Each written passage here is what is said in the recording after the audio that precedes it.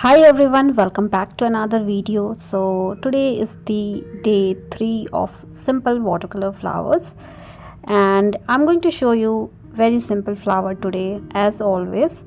And I'm going to use this size 5 round brush, nothing fancy. This is normal round brush of a smaller size. You can take little bigger or little smaller size based on your liking and based on size of your flower as well. So I'm taking this light red color, which is more towards like brown kind of color, and I'm mixing little bit of black as well. I was trying to create little different colors shade, but I think this one is perfect, so I'm using this one.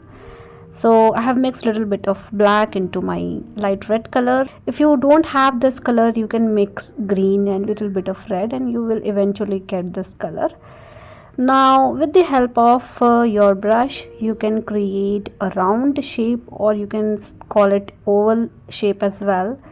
And you need to keep the thickness at the bottom side, and you can keep fine negative space in the center of this particular center part of the flower. So basically we are working on the center part of the flower, keeping fine negative space in between. So the negative space you can keep either in the center or mostly towards little bit at the circumference of the circle based on the perspective of flower. So I'm repeating the same thing for all the flowers that I'm going to paint today.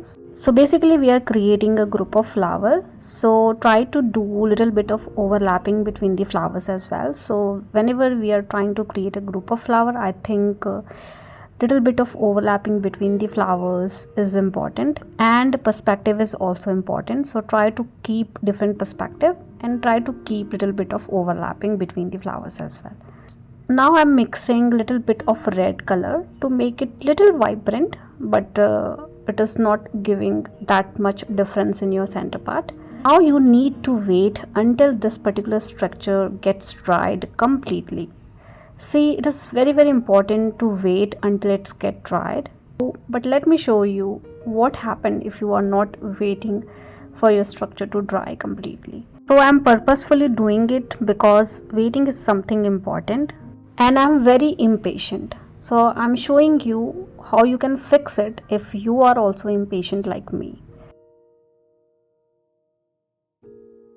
Now you can see all the color are mixed with each other and we are not able to identify the fine negative space that we had for yellow color, right? So you can fix it with the help of dry brush technique.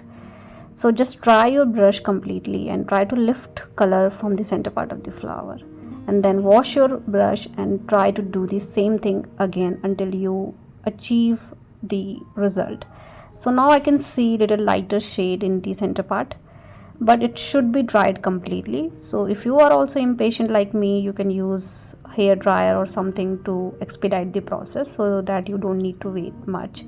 And then you can add yellow color in the center, because these color visibility is important because we are working on the center part, and for this particular flower I think center part is important. Basically we have to work more on center part rather than the petals. Now I am using black color.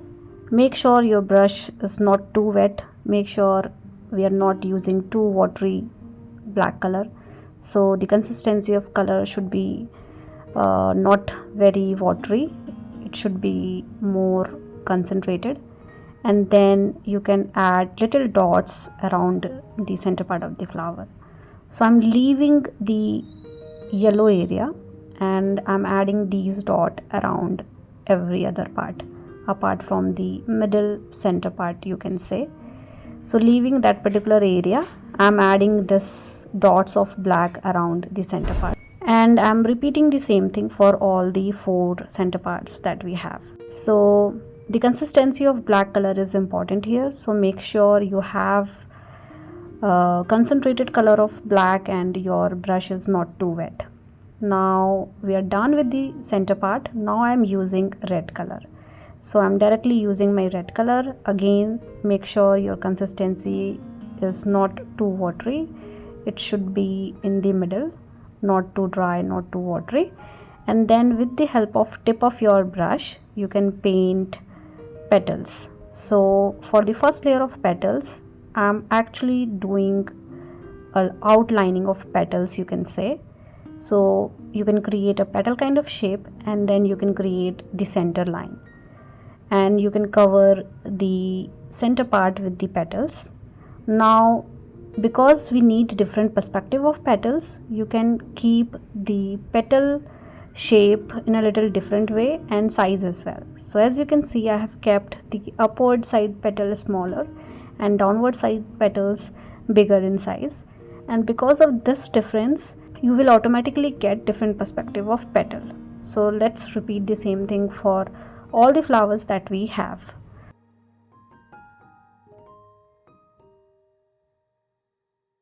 So for most of them I'm keeping the upper petals smaller in size and the lower petal bigger in size or longer in size, but for the one flower I'm keeping all the petals of a equal length so that we can see different perspective of flower. So for this particular flower I'm keeping the length same throughout, and also make sure you have little distance between two petals, because this is the first layer of petals and we are going to paint second layer of petals in between these two petals. So do not make it too bushier, so you should have little space in between two petals that you are doing. And I'm not applying any pressure into my brush, I'm just using tip of my brush. You can do these things with the help of a smaller brush as well, but in that case you need to load the color again and again. So that's the only difference. So now it's time to do the second layer. So in between these two petals, now I'm adding one more petal, but this time I'm adding thicker element. So as you can see, I'm applying little pressure into my brush to get little thicker element, and this time the petals are not only the outlining but we are actually seeing the petal shape. I hope I'm making sense. So this time you can apply little pressure into your brush to get little thicker element for your petals, and likewise you can repeat the same thing to create in between petals for all the flowers that we have. Now because we have created smaller petals towards upward direction, so this time also you can keep the petals smaller as well. Basically you need to repeat the same thing what we did in the first layer, the only difference is the petals. So this time I'm applying pressure, creating little different kind of petal this time, and we can get little multi-layered kind of structure in an easy way. So I think this is the easiest way to paint a flower, I guess, and you can definitely try different color combination, totally up to you, but I am using only red color. You can choose different shade of color, you can choose different kind of petal shape altogether, but the basic funda is this.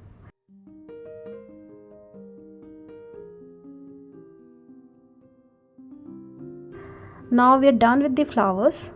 Now I'm mixing red and little bit of green to make it a brown kind of shade, which we have used in the center part if you have remember. And then you can use little bit of green into it, you can add more green, and you will eventually get a darker shade of green. So you can add little bit of blue as well into it. So once you add the blue color, you will see a nice green color. So I have mixed blue, I have mixed red, I have mixed green, and I have achieved a different kind of green shade. You can use any shade of green whatever you like, and then you can start creating stems. So for every flower you can create stems, because of flowers in between couple of stem area is not visible, so make sure you're doing those things. And once done with the stem, you can do little bit of shading and detailing around the stem area to get little texture around the stem or to make it thicker. So these things you can definitely try. So the basic agenda of this video is how we can paint a flower, so let's concentrate on that part.